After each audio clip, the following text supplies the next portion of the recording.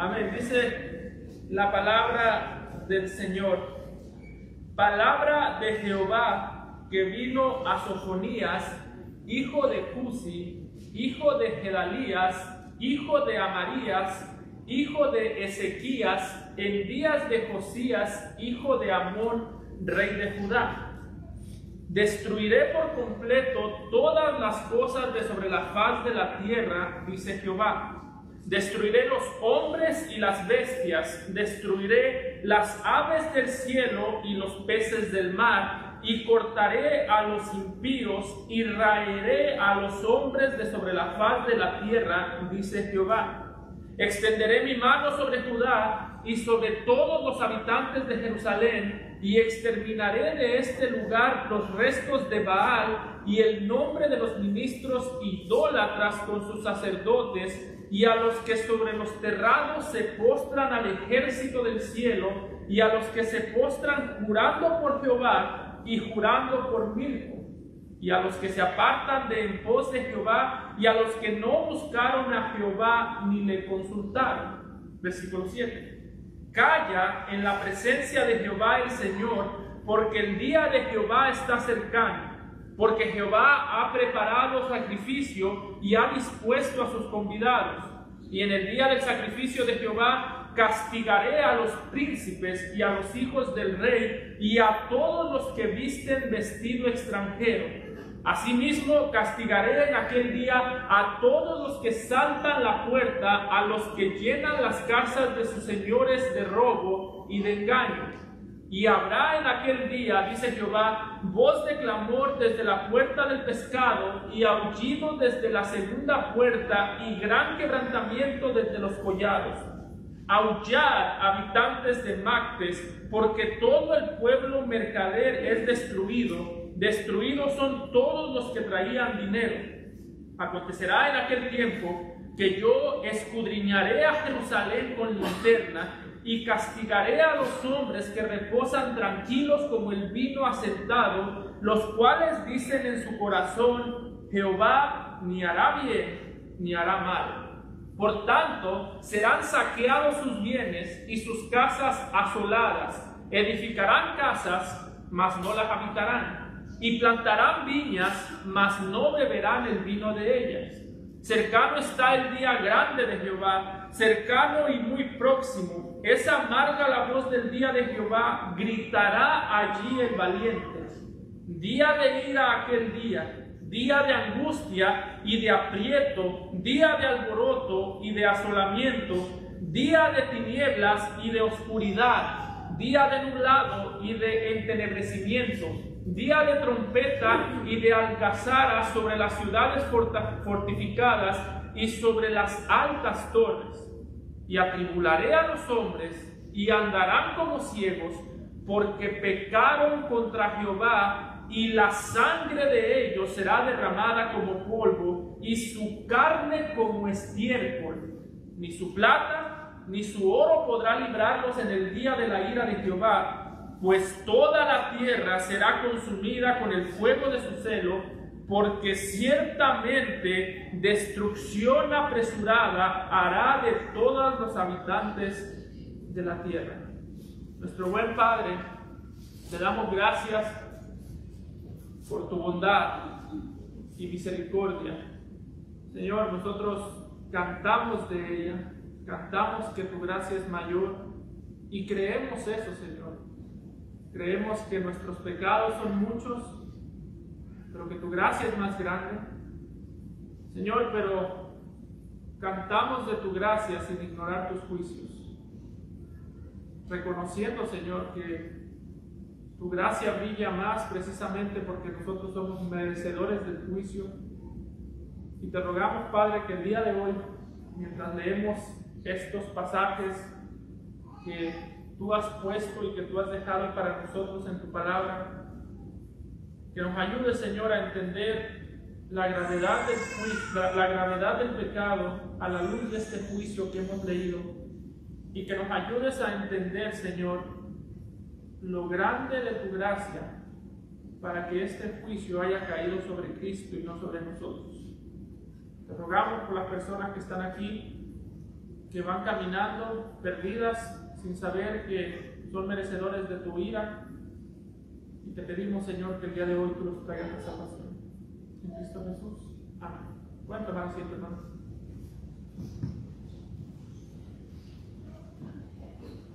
Cuando nosotros leemos este texto, hermanos, es evidente desde el principio que lo vemos que este texto nos está describiendo un juicio bastante horrendo, o es evidente que este texto nos está describiendo la destrucción que merece el pecador por causa de su pecado. Sin embargo, cuando nosotros vemos el contexto en el que se escribió este texto, algo interesante es que cuando nosotros entendemos el momento por el que estaba pasando la nación de Israel, realmente no nos hace mucho sentido que estuviesen anunciando un juicio para esta nación. Nosotros pensamos usualmente que cuando la nación recibía juicio o cuando un pecador recibe juicio, el juicio cae sobre pecadores que viven vidas desordenadas, pecadores que viven constantemente asesinando a alguien o pecadores que viven en pecados vergonzosos. Y aunque ciertamente la nación estaba cometiendo muchos pecados vergonzosos para este tiempo, también es cierto que en este tiempo la nación de Israel estaba pasando por un excelente momento, o Judá estaba pasando por un excelente momento en el que nadie se esperaría que hubiese un juicio. Es decir, la nación o Judá para este momento eran personas que constantemente estaban trayendo sacrificios al Señor. Si usted va al libro de Jeremías, que Jeremías y Sofonías predicaron juntos, una de las cosas que vemos en ese libro es que la nación de Israel o Judá en este tiempo estaba teniendo mucho cuidado con los sacrificios. Constantemente traían sacrificios, constantemente venían al templo, estaban pasando por un buen momento en el que estaban siendo gobernados, como dice el versículo 1, por un rey que se llamaba Josías. Y si usted conoce algo de la historia, usted sabrá que Josías realmente era un rey excelente. Humanamente hablando, hermanos, el mensaje de Sofonías, uno podría decir que no tiene sentido. ¿Por qué? Había judíos yendo al templo constantemente, había profetas predicando la palabra, había mucha prosperidad económica, había mucha tranquilidad en las calles. Realmente las cosas que usted y yo deseamos el día de hoy, los judíos las tenían en aquel tiempo. El rey que tenían, una vez más, era uno de los mejores reyes, hasta el punto que se describe como un rey que destruyó todos los ídolos que había en Judá. Si usted ve conmigo Segunda de Reyes 23-24, cuando se habla de Josías el rey, la Biblia no lo describe como un rey que fue rebelde, no, la Biblia lo describe como un gran líder. Nos dice que Josías fue un rey que barrió o destruyó a los encantadores, destruyó a los adivinos y terafines y todas las abominaciones que se veían en la tierra de Judá y Jerusalén. Y escuchen para qué lo hizo: para cumplir las palabras de la ley que estaban escritas en el libro que el sacerdote Hilcías había hallado en la casa de Jehová. ¿Sí notan? Humanamente hablando, el juicio que describe Sofonías no tendría sentido.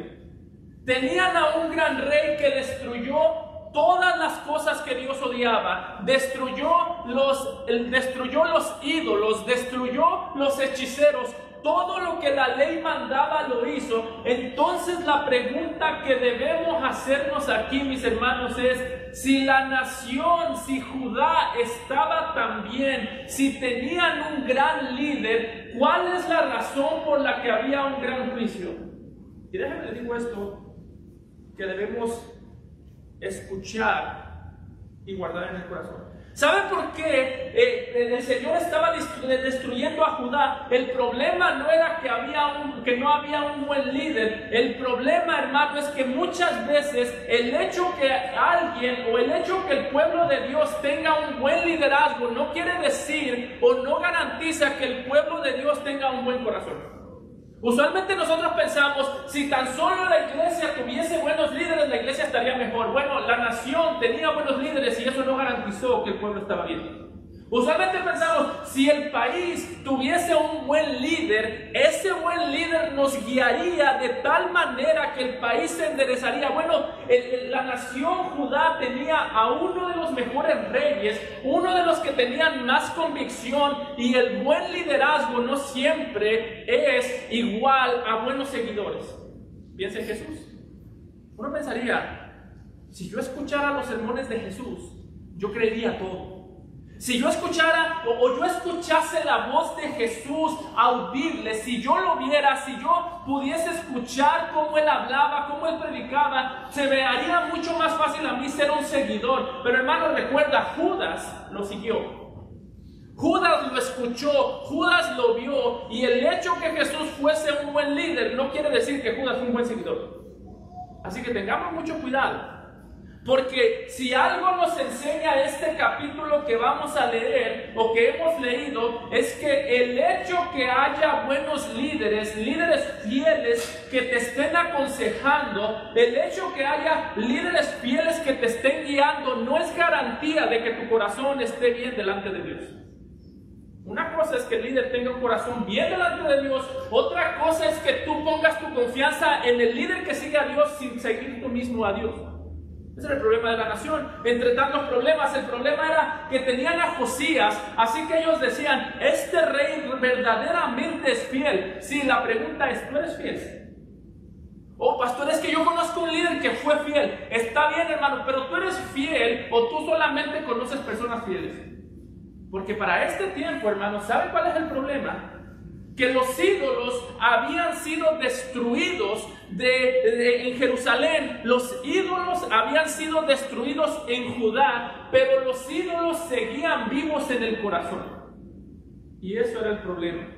De hecho, el mismo Sofonías lo dice en el versículo 6. Note que cuando Sofonías está describiendo el problema de Judá, sí nos describe que había idolatría, había sacerdotes paganos, pero la raíz de la idolatría de Judá, ¿quieres tú saber quién tiene un corazón idólatra? Nota el versículo 6. ¿Quiénes eran los idólatras? Aquellos que se apartan de en pos de Jehová, y a los que no buscaron a Jehová ni le consultaron. Muchos de ellos no se postraban ante las imágenes ya no había imágenes en algunos casos, o había muy pocas. Dice el pasaje que leímos de Reyes que hasta los terafines fueron destruidos. ¿Qué son los terafines? Las imágenes chiquitas.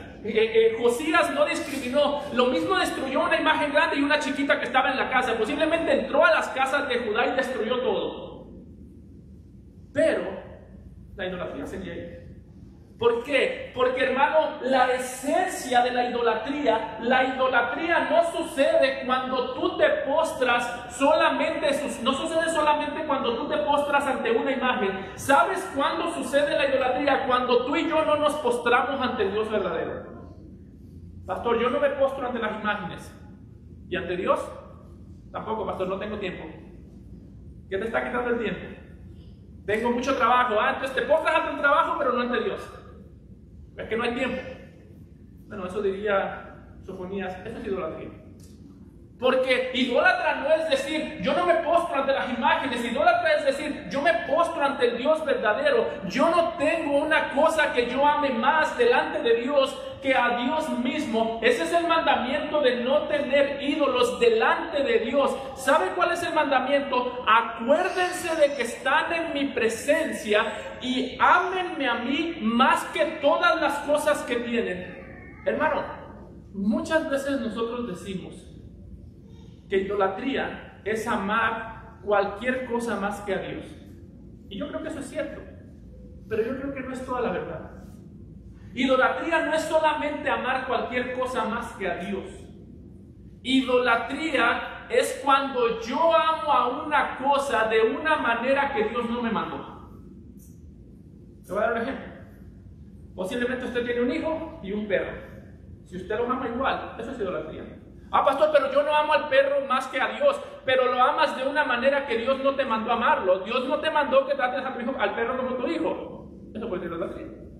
Idolatría no es solamente amar a algo más que a Dios. Idolatría es amar las cosas de una manera incorrecta que Dios no me mandó. Cuando yo conozco y amo a Dios de la manera correcta, amaré a Dios, amaré a mis hijos como Dios manda, amaré a mi esposo como Dios manda, a mi esposa como Dios manda, y mi guía de amor siempre será el Señor. Ni amaré algo más, ni amaré algo menos, sino que buscaré amar a la manera de Dios. Y ese es el problema de estos israelitas de Judá. Dice, no consultaban a Dios. Ellos amaban lo que ellos querían amar. Ellos amaban como ellos querían amar.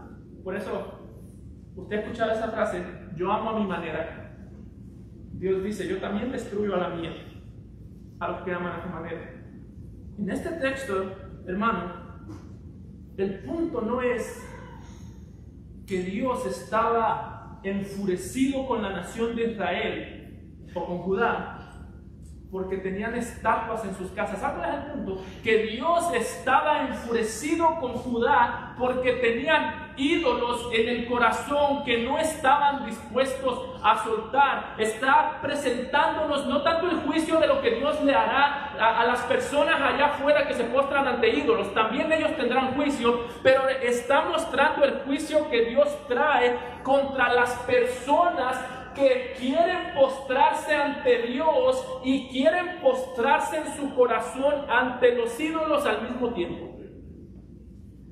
Por eso, este no es un juicio contra los rituales, este no es un juicio contra las imágenes, este es un juicio contra el corazón, como dice Salomón en Proverbios capítulo 21, versículo 2, todo camino del hombre es recto a su propia opinión. Eso es idolatría. Dice, pero Jehová pesa los corazones. Hermano, qué miedo o qué temor saber que un día Dios va a tomar mi corazón, o que Dios toma mi corazón y lo pone en una pesa y dice 3 gramos de adoración verdadera y 8 toneladas de idolatría.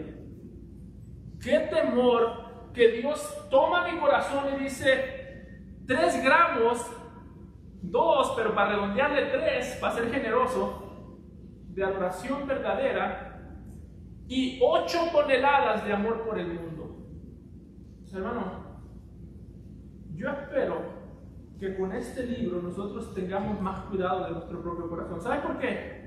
Porque lo que está en juego, o lo que va a ser juzgado el día del juicio, o lo que Dios ve es el corazón. Como decía el apóstol Pablo, aquel día en el que Dios juzgará lo secreto, lo escondido de los hombres conforme a mi evangelio. Dice el apóstol Pablo, en aquel día Dios no te va a decir qué hiciste, Dios te va a decir, o Dios te va a juzgar por lo que pensaste, por lo que había en tu corazón, por lo que nadie más sabía. A veces pensamos que Dios va a decir, oye, ¿y qué hiciste en la vida? No, Dios no te va a preguntar qué hiciste, Dios te va a decir qué pensaste, y basado en eso te va a juzgar.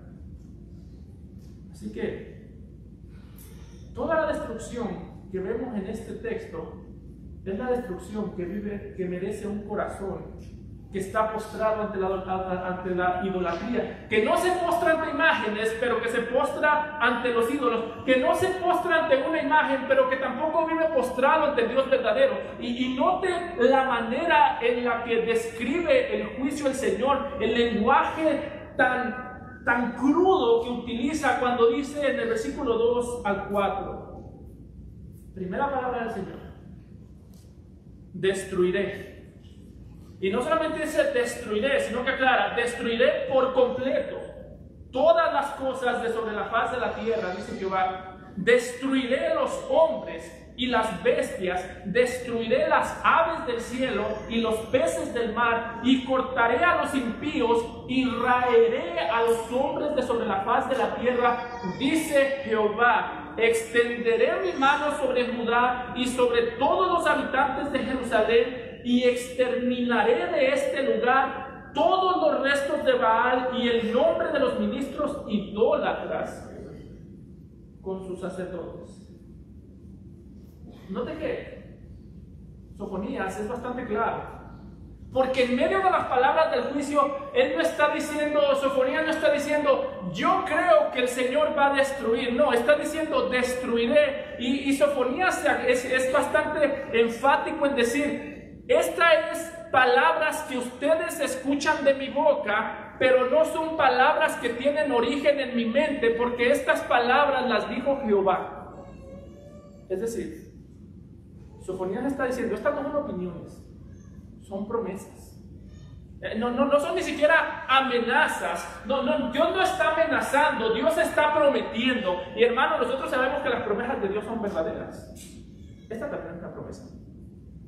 Esta también es una promesa, pero también nos muestra, note que el texto, los primeros versículos que hemos leído, nos describen un juicio universal. Dice que llegará el día en el que Dios destruya el mundo entero. Sabemos claramente que eso sucederá cuando Cristo vuelva, pero al mismo tiempo, note que el punto aquí es, sí, el juicio será a todo el mundo, pero es un juicio que comenzará por el pueblo. Uno esperaría que dijese, voy a comenzar a destruir a los cananeos, voy a comenzar a destruir a los egipcios, a aquellos que están lejos y que no escuchan al Señor, voy a destruir a los que no vienen a la iglesia, en nuestro contexto. Pero el Señor está diciendo, no, la destrucción comenzará por la iglesia. La destrucción no comenzará por aquellos ignorantes que no me conocen, llegará allá, pero comenzará por mi pueblo.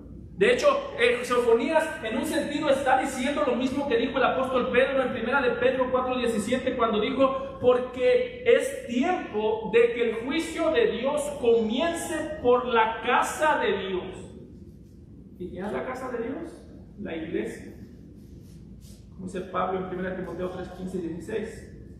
Que comience por la casa de Dios, y si primero comienza por nosotros, ¿cuál será el fin de aquellos que no obedecen al Evangelio de Dios? Es decir, todo el mundo experimentará el juicio, pero dice el apóstol Pedro y dice Sofonías, cuando Dios ve el pecado, ve todo el pecado del mundo, pero le pone una atención al pecado de su pueblo, una atención especial. Así que hermano, ¿a ti te sorprende mucho el pecado que hay en el mundo? Pastor, es que el mundo está en decadencia y la iglesia está en ascenso. Pastor, es que el mundo ofende a Dios. Sabemos eso. Pero ¿y la iglesia? Porque dice que obviamente Dios odia el pecado del mundo, pero no es que Dios está muy contento con el pecado de su pueblo. Hermano, no es sorprendente que el mundo viva desobedeciendo a Dios. No es excusa, nada nos excusa, van a pagar por su desobediencia. ¿Saben qué es lo sorprendente, hermanos? Que muchas veces nosotros vivamos sorprendidos de la manera en la que peca un ignorante que no conoce a Dios, mientras vivimos excusando nuestros pecados mientras conocemos al Señor. ¿A ti te da coraje el pecado del mundo? Sí, pastor. ¿A ti te da coraje tu pecado? ¿A ti te da coraje? Es que yo no puedo creer que el mundo no entienda el Evangelio. Hermano, eso es triste, pero lo más triste es que cuando Dios ve el pecado, en un sentido, es entendible que el mundo peque porque no conoce la gracia, pero es mucho peor que tú y yo pequemos conociendo la gracia. Es triste que al mundo no le duran sus pecados, es más triste que tú y yo excusemos el nuestro. Así que yo no estoy aquí minimizando el pecado del mundo, yo no estoy aquí diciendo o negando que el mundo tiene su responsabilidad por causa de su pecado. Lo que estoy diciendo, hermano, es que muchas veces Dios está más interesado en tratar con tu pecado y mi pecado que con el pecado del mundo. Así que, hermano, ¿cuándo fue la última vez que a ti te dio tristeza? No el pecado del mundo, tu pecado. Porque Jesús dijo, bienaventurados los pobres en espíritu, los que se duelen por su pecado. Bienaventurados los que lloran, porque ellos recibirán consolación. ¿Saben por qué nosotros muchas veces no buscamos consuelo? Porque no buscamos o no entendemos lo grave que es nuestro pecado. Muchas veces no es que nosotros no buscamos consuelo porque no pasamos momentos difíciles, no, muchas veces es que nosotros no buscamos consuelo porque no entendemos la gravedad de nuestro pecado. Por eso, hermano, la próxima vez que tú veas el pecado del mundo, sí, clama al Señor por ellos. Clama al Señor para que el Señor les traiga entendimiento, los libre de la ira venidera, pero no dejes de clamar por tu propio pecado. Porque aquí la nación de Israel estaban muy confiados en su propio pecado, mientras posiblemente se sorprendían del pecado ajeno. ¿Cómo sabemos que estaban confiados en su propio pecado? Jeremías mismo lo dice. Los profetas decían paz, paz, y no había paz. Había comodidad, pero la comodidad no es lo mismo que ausencia de pecado. Había mucha tranquilidad, pero hermano, recuerda esto: el hecho que tu vida esté tranquila no quiere decir que tu vida esté sin pecado. A veces nosotros confundimos eso. Oh, mira cómo el Señor me ha bendecido con trabajo. Eso no es garantía de que tu vida esté bien. Mira cómo el Señor me ha bendecido con comida. ¿Cómo me ha bendecido con un carro, con salud, con tranquilidad? Hermano, la nación de Israel tenía mucha tranquilidad, al punto en que los profetas podían decir paz y ellos le creían. ¿Saben por qué? Porque decían, ciertamente no nos está pasando nada malo. Pero que no te esté pasando nada malo y estar bien con Dios son dos cosas bien distintas. Muy, muy distintas. Antes nos iba mal, pastor, ahora nos va bien. No, la pregunta es, antes no luchabas contra el pecado, ahora sí luchas contra él. Antes vivías tranquilo en el pecado, ahora te incomoda tu pecado. Antes vivías feliz sin que nadie te molestara con tu pecado, ahora te molestas tú a ti mismo con tu pecado. Si la respuesta a esa pregunta es no, entonces tú estás muy mal. Porque una vez más, tranquilidad, como tenían estas personas, no es lo mismo que estar caminando bajo la voluntad de Dios. Tranquilidad y paz es algo que aún el mismo pecado te puede ofrecer. Es lo que pasó en el diluvio. Cuando estaban tranquilos comenzó a llover. Y después llegó el juicio.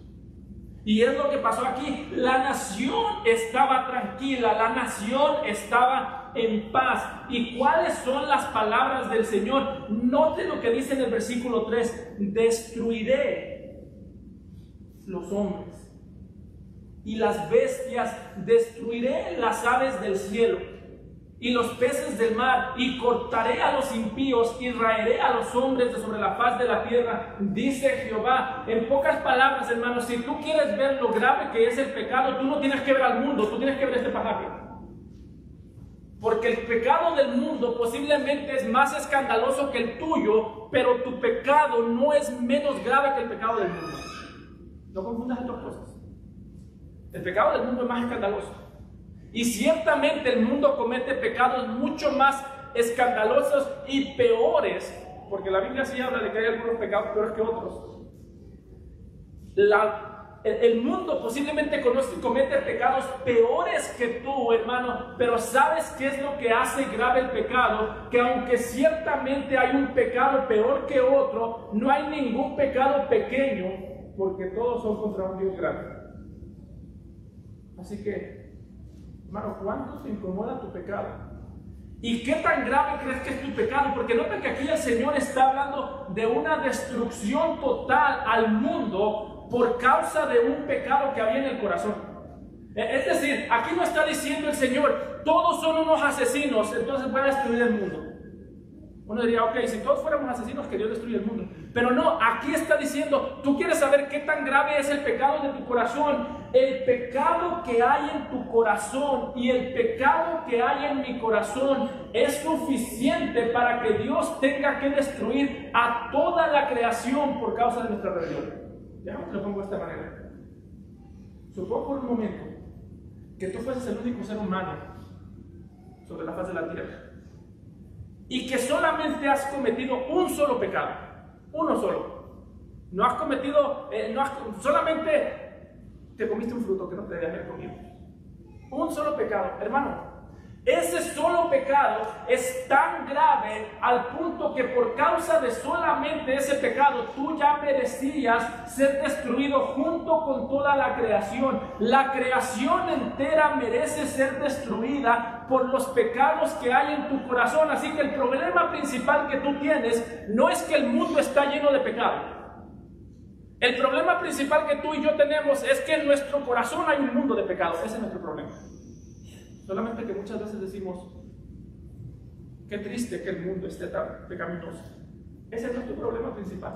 A ti Dios no te va a juzgar porque el mundo está lleno de pecado. A ti Dios te va a juzgar porque hay mucho pecado en tu vida que tú no estás matando, porque hay mucho pecado en tu vida que tú estás excusando, porque hay mucha maldad en tu corazón a la que tú ya te has acostumbrado, como lo hizo esta nación. Y dice, el juicio va a comenzar. Así que Dios está más interesado en que tú mates tu pecado que en que quieras matar el pecado del mundo. Sí, somos la luz del mundo y estamos llamados a servir para que el mundo deje las tinieblas, pero al mismo tiempo lo raro de nosotros es que queremos que el mundo deje las tinieblas mientras nosotros estamos jugando con la oscuridad, tratando mientras vivimos en la luz.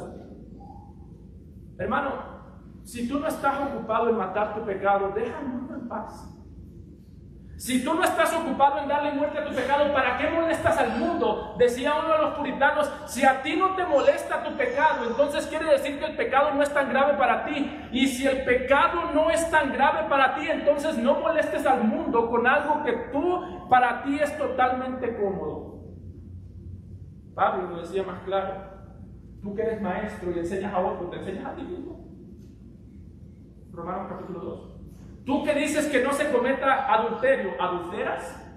Tú que dices que no se cometa idolatría, tú vas y profanas los templos, decía el apóstol Pablo. Lo que aquí nos está mostrando es el pecado que tú y yo excusamos, hermano, es tan grave que el mismo Dios que en el principio creó los cielos y la tierra, creó los animales, el mismo Dios que en el principio creó las bestias marinas, creó las aves del cielo, como dice en el versículo 3, es el mismo que está dispuesto a destruir toda su creación por causa del pecado que hay en tu corazón.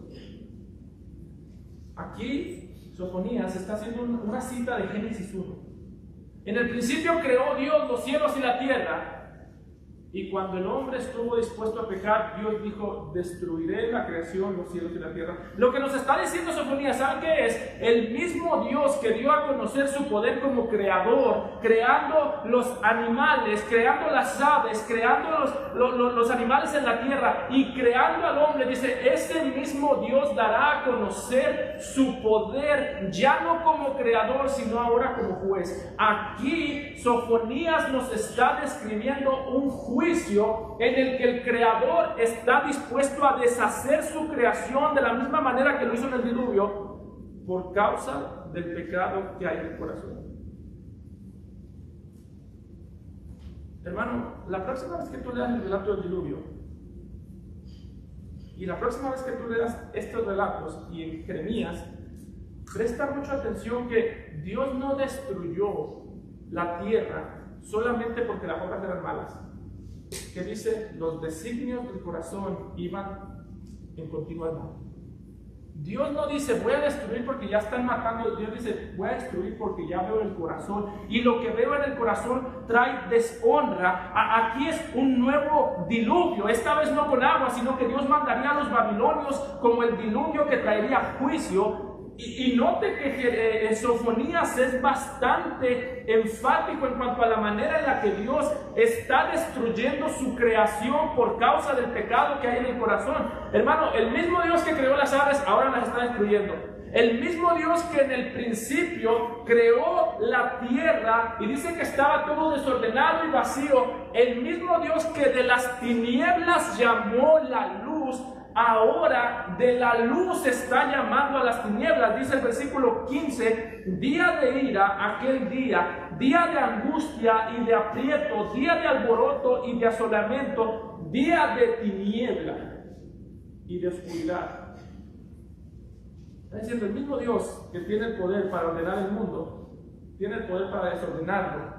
y ha prometido que lo hará si tú amas el pecado. Muchas veces pensamos, Dios restaura, también destruye. Dios quiere ver matrimonios restaurados, floreciendo, porque Dios, que en el principio trajo todas las cosas y las acomodó, de las tinieblas trajo la luz. Sí, también enseña que cuando el matrimonio permanece en pecado, Dios está dispuesto a destruirlo. También enseña la Biblia. Dios quiere restaurar todas las cosas. También enseñan estos pasajes que cuando Dios ve el pecado sin arrepentimiento, utiliza su poder no para restaurar, sino para destruir y para traer una mayor condenación. Eso también es bíblico, hermano. Y si tú estás aquí y juegas con Dios, el mismo Dios que te puede restaurar ha prometido que te va a destruir. Así que tengamos mucho cuidado. Porque el punto es, toda la creación obedece a Dios. Y si Dios le dice a las aguas que vengan y destruyan al mundo, las aguas lo van a obedecer. Toda la creación pertenece a Dios. Y si Dios ve pecado sin arrepentimiento en el corazón, Dios va a destruir aquello que te hace pecar. Y Dios te puede destruir junto con los ídolos. Hermano, no te engañes. Nosotros no negamos que la idolatría trae paz, trae tranquilidad.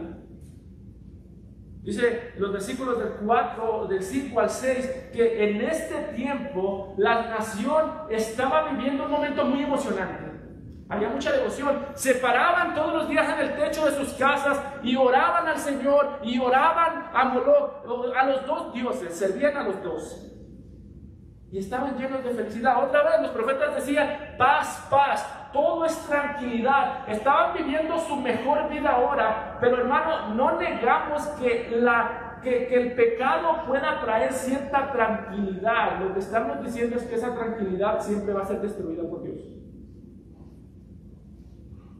En este caso, Dios promete, yo voy a deshacer la creación porque el pecado es tan grave que merece que la creación sea destruida. Y hermano, el pecado es tan grave que por causa de tu pecado y mi pecado, la creación merece ser destruida. ¿Y sabes qué tan grave es el pecado? Es tan grave que por causa de ese pecado el Señor Jesucristo fue destruido.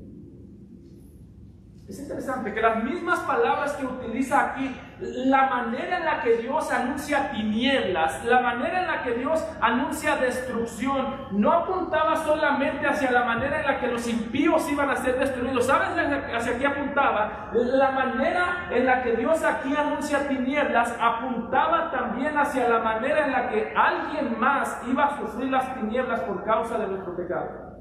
La razón por la que en Mateo 27, 45 al 46, describe a Jesús muriendo en la cruz del Calvario y nos dice que cuando Jesús murió, el cielo entero se llenó en tinieblas. Cuando dice que desde la hora sexta hubo tinieblas, las mismas tinieblas de Sofonías, las mismas tinieblas de Génesis.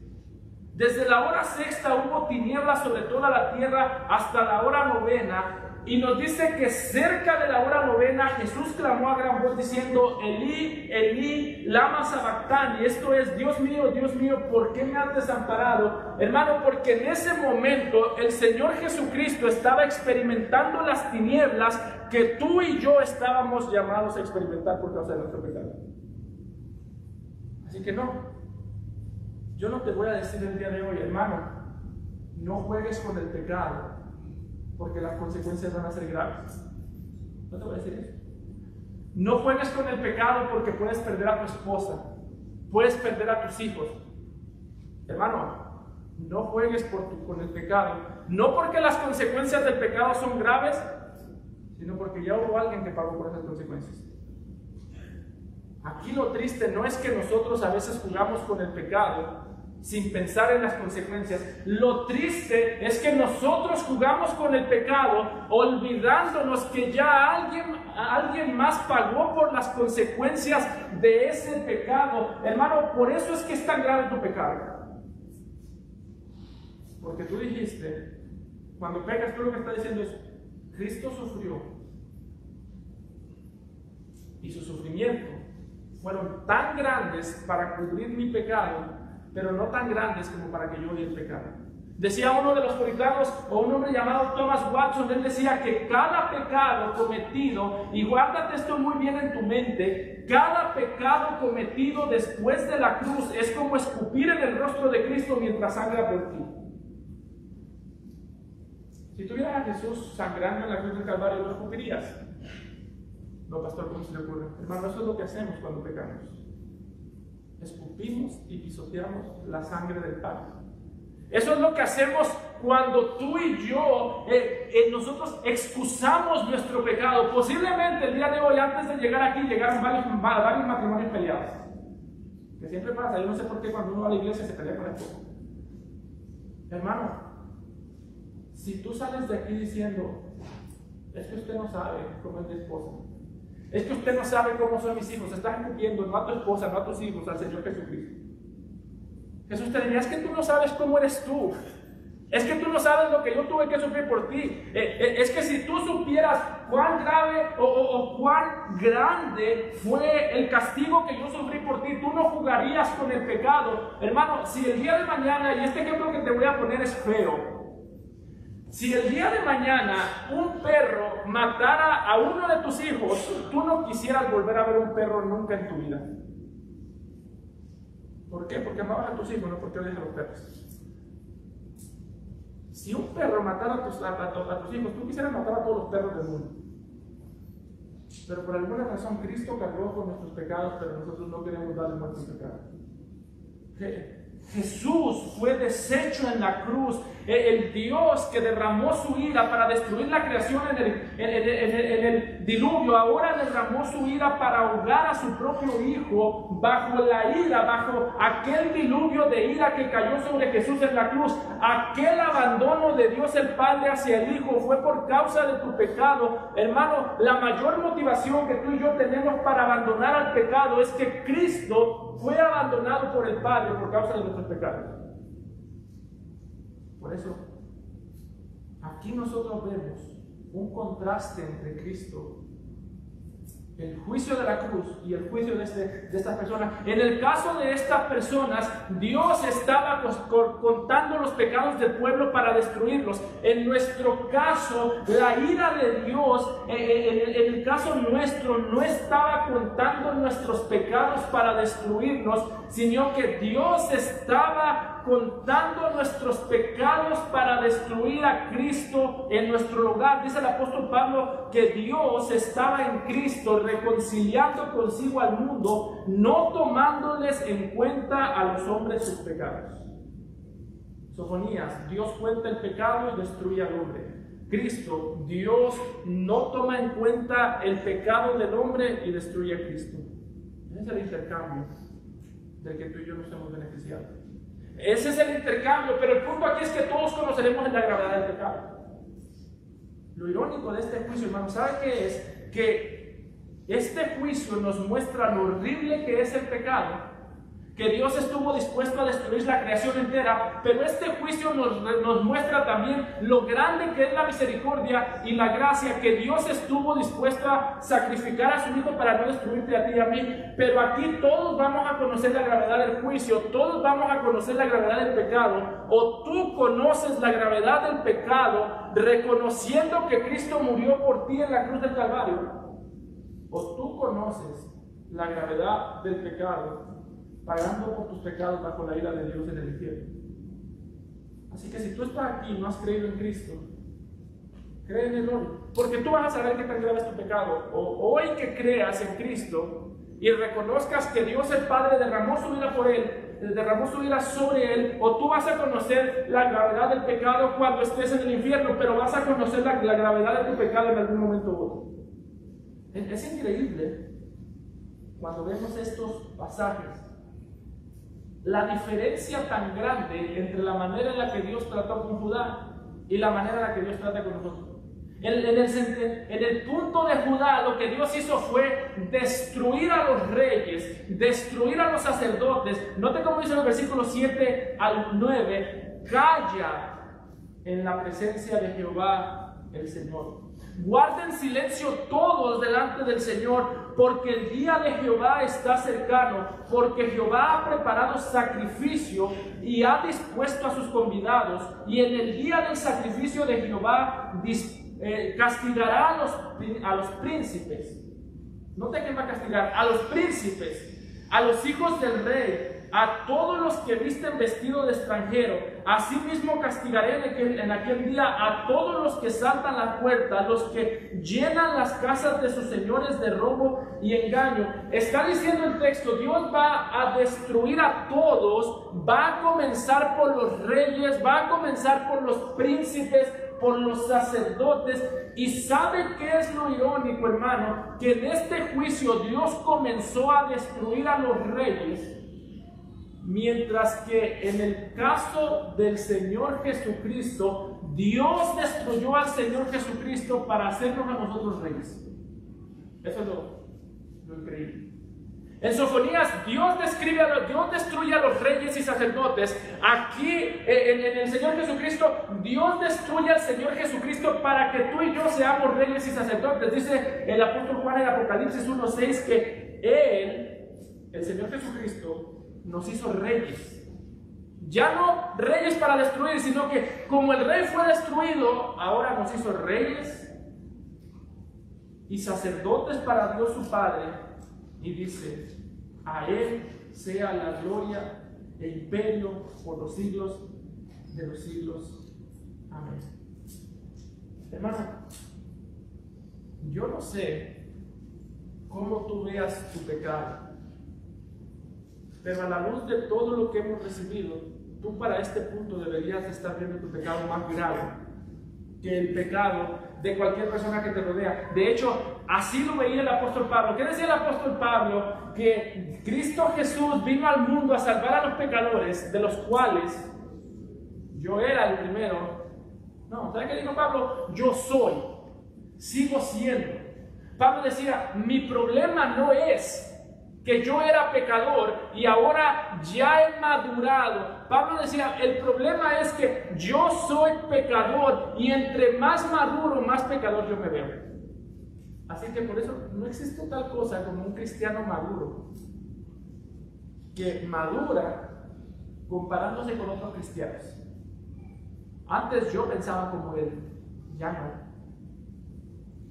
Lo bueno que maduraste. Antes yo hablaba como él, ya no. Pablo decía, yo sigo siendo el primero. Pablo, pero tú no conociste a Hitler, pero conozco mi corazón y sé lo que merezco y sé lo que he recibido, y lo que he recibido me hace ver que mi pecado era tan grande que la única manera en la que yo pude estar libre de mi pecado fue que me liberaran, no que me ayudaran. Y a veces nosotros actuamos como que Dios nos ayudó. No, hermano, tú no necesitabas ayuda, tú necesitabas un nuevo corazón. Y si has recibido un nuevo corazón, tú lo que has visto es que no hay ningún pecador más grande que tú. Y esto es lo que Dios le estaba enseñando a estos judíos. Decían, no hay ningún pecador más grande para ustedes. Pero Señor, ¿por qué no comienzas con Egipto? Ellos son más pecadores porque ustedes están peor. Son mi pueblo, ustedes están peor. Hermano, ten mucho cuidado. Porque sí, ciertamente, todo lo que nosotros somos en la vida cristiana, ciertamente hemos cambiado, ciertamente hemos crecido, pero ¿sabes cuál es lo que nos mantiene en humildad? Saber que hemos crecido por lo que se nos ha dado, no por lo que hemos conseguido. Otra vez, el pasaje de Apocalipsis, Él nos hizo para sí reyes y sacerdotes. Él nos hizo porque somos hechura suya, creados en Cristo Jesús para buenas obras, las cuales Dios preparó de antemano para que anduviésemos en ellas. Si tú, el lugar en el que encuentras paz es comparándote con otras personas, hermano, tú no estás buscando paz en el Señor, tú estás buscando paz en tu propia carnalidad. Que nosotros antes éramos así, pastor, ya no. Pues lo único que pasó fue que el pecado se te movió. Entonces, alguna vez usted ha visto esos jueguitos de unos topos, que usted agarra un martillo y sale un topo y le tira, y luego sale un topo por otro lado y lo tiene que tirar, tiene que atrapar al topo, pegarle. Parece que no, vea, los veo muy como que nadie sabe de lo que estoy hablando. Bueno, Así es el pecado. Saca la cabeza por un lado y luego la esconde y nos alegramos de que la escondió. Yo antes era muy grosero, decía muchas palabras, el pecado ya escondió la cabeza ahí. Y empezamos a sacar la cabeza por otro lado, nos invita a compararnos con otro y de ese lado no nos molesta tanto. ¿Sabe cuál es el pecado? El problema, hermano, que nosotros no nos acostumbramos a matar el pecado, nosotros nos acostumbramos a cambiarlo de lugar. Antes decía malas palabras, no, ahora solo juzgo. Antes decía yo, antes yo me emborrachaba, ahora ya no me emborracho, ahora ya nada más no leo la Biblia. Porque que te emborraches y que no lees la Biblia es el mismo problema. Estás igual que el borracho, te emborrachas de tus propias pasiones, de tu propio ego, de tus propios pensamientos. Es lo que le pasaba a estos. Quizás no se emborrachaban todos, pero ¿saben qué hacían? Ellos empezaron a tener opiniones y dijeron, yo quiero pensar que puedo adorar al Señor y a Moloch al mismo tiempo. Oh, pero gloria a Dios que ya no hicimos el becerro de oro que hicimos en el desierto. Pues sí, ahora no hiciste el becerro de oro, pero te postras ante Moloch. Y lo que está haciendo el Señor aquí les está mostrando, les está diciendo, su pecado es tan grave que yo vendré a destruirlo, destruiré los reyes, destruiré los príncipes que ya no tienen un becerro de oro, pero tienen ese becerro de oro en el corazón, que ya no son una nación que se queja como se quejaron en el desierto, ahora son una nación que encuentra paz en el dinero. ¿Sí notan cómo están cometiendo el mismo pecado? En el desierto, Señor, nos falta agua, nos quejamos, ahora tenemos mucho dinero, ahora no nos quejamos por el dinero, pero confiamos en el dinero. ¿Qué está peor? ¿Quejarme porque no tengo dinero o confiar en el dinero? Los dos merecen el mismo castigo.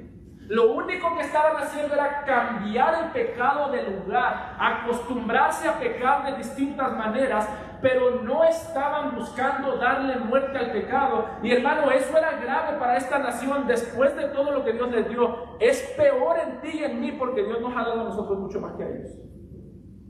A ellos Dios les dio un rey, Josías, que era un buen rey, falible. Les dio un rey pecador y ese rey debería de haber sido suficiente para que el pueblo cambiara. A ti Dios te dio un rey eterno, te dio a su hijo, su hijo sangró por ti. Así que el pecado de ellos estaba mal, el nuestro está mucho peor. Si tú cambias de lugar el pecado nada más, si combatir contra el pecado, tu pecado y el pecado mío está peor. Tu ignorancia y mi ignorancia son mucho peor. ¿Y por qué es? Hermano, ¿por qué es que nosotros muchas veces nos acostumbramos al pecado sin luchar contra él? Porque tenemos un ateo dentro de nosotros. ¿Sabe qué es un ateo? Alguien que no cree en Dios. Ese es el problema nuestro, que tenemos un corazón de ateos dentro de nosotros. Y era el problema del pueblo. Note como dijeron en el versículo 12 al 14, acontecerá en aquel tiempo, y note cómo viene el juicio, que yo escudriñaré, miraré con mucho cuidado a Jerusalén, con linterna, y castigaré a los hombres que reposan tranquilos, como el vino asentado, los cuales dicen en su corazón. Note lo que ellos decían y note si alguna vez tú te has mostrado lleno de excusas para combatir un pecado. Esta es la razón por la que tú y yo ponemos excusas. Cuando alguien te exhorta y tú pones excusas, cuando alguien te muestra tu pecado y tú pones excusas, es por esta razón. ¿Por qué? Porque pensamos, Jehová ni hará bien ni hará mal. Dice, por tanto, como el Señor dijera, me están retando. Por tanto, serán saqueados sus bienes y sus casas asoladas. Edificarán casas, mas no las habitarán, y plantarán viñas, mas no beberán vino de ellas. Cercano está el día grande de Jehová, cercano y muy próximo es amarga la voz del día de Jehová. Gritará allí el valiente. El problema de estas personas, ¿sabes qué era? No era que no creían que Jehová era real, era que creían que Jehová era real, pero nunca hacen nada para castigar el pecado. Jóvenes, yo no dudo que ustedes crean en Dios. Ustedes pueden creer que Dios hace milagros, Ustedes pueden creer que Dios es bueno. Ustedes pueden creer muchas cosas de Dios. Lo que yo dudo no es si creen en Dios. Yo dudo que ustedes crean que Dios está enfurecido por causa de su pecado. Yo dudo, no que tú creas en Dios, quizás tus padres han hecho un buen trabajo y te han enseñado que Dios existe, pero lo que yo a veces dudo no es si tú crees que Dios en el pasado libró a la nación de Israel. Yo lo que no sé es si tú crees que Dios en el futuro te va a pedir cuentas a ti por tu pecado. Porque es lo que pasó con estos. No creían, ellos pecaban y ellos decían: Jehová ni hará bien ni hará mal. A Jehová le da lo mismo mi pecado, por eso tengo permiso de excusarlo, por eso tengo permiso de esconderlo. Y la manera en la que Dios castiga este pecado, note que es tratando con ellos, poniendo a sus ídolos en su forma. Los ídolos les prometían casas. Y dice el Señor: yo los dejaré edificar casas, mas no las habitarán.